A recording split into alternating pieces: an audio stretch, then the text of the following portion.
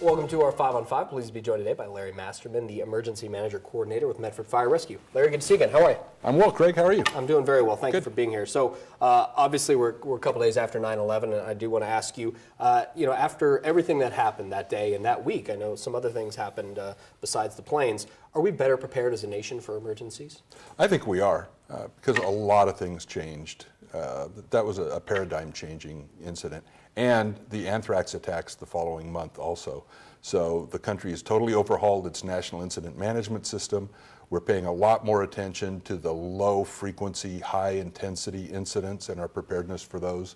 And in general, I think we're better prepared as a government and, to a large extent, better prepared as communities for the large events now than we used to be. We've seen some pretty extreme weather this year, beginning the year with some intense snowfall, and then, plus 100, well over that in July, some really hot days, and all the smoke we've seen in the last few weeks. What message, if any, should we be taking from all this?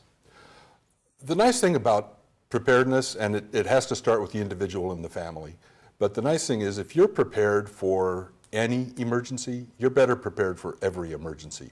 If you can evacuate, if you can communicate with your family to connect and take actions, if you can shelter in place for whatever it is that happens, the skills and the supplies, having a kit, having a plan, being able to communicate, those things are valuable for whatever happens to you. Mm-hmm. And September is National Preparedness Month, part of why we're here. What is Medford doing? We have coming up Saturday, the 16th, at the Rogue Valley Mall, we have the 3rd annual Rogue Valley Preparedness and Safety Fair. That's completely free. It runs from 10 a.m. to 2 p.m.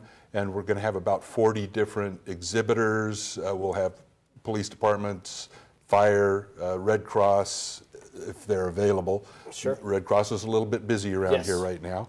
The National Guard plans to bring a Black Hawk helicopter. Mercy Flights will be there with ground ambulances and their helicopter. Social services agencies, volunteer agencies, whatnot. Lots of opportunities for the public to come, pick up some materials, learn how to prepare, learn some skills. We'll have hands-only CPR training there. It's a good family event and a good opportunity to learn how to make yourself and your family a little better prepared. Yeah, and it's free, and you guys are going to move it inside if you need to with smoke and weather. The plan is for it to be inside and outside, both, but if the smoky air is still around bothering us, then more of it will be inside. Okay, very good. We're going to take a quick break. Have much more in a moment. Stay with us.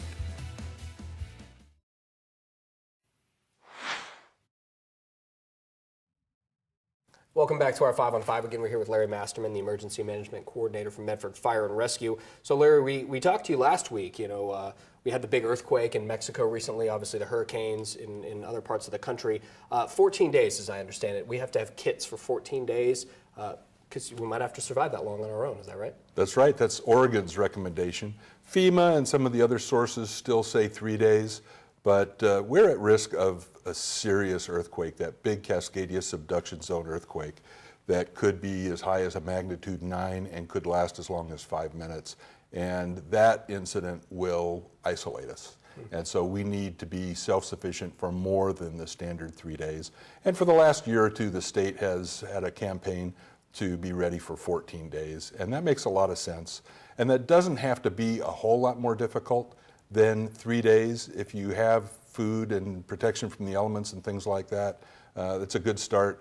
Water is essential, but if you have a decent water supply for 3 or 4 days, if all you do is add a personal water filter, that can extend that for you. Then you literally can drink water out of a hoof print if that's what you need to do. And so the personal filter I carry in my kits is good for 100,000 gallons of water. So it doesn't have to be a big burden. The shoes I pack for 3 days are good for more than 3 days. The jacket, all those things. Sure. So 14 days is more practical than a lot of people might think. Yeah, but it's definitely a good idea to be prepared, and that's the important thing. Essential. Okay, good to see you. Thanks so much My pleasure. for being here. Thank you. Stay with us. We'll be right back.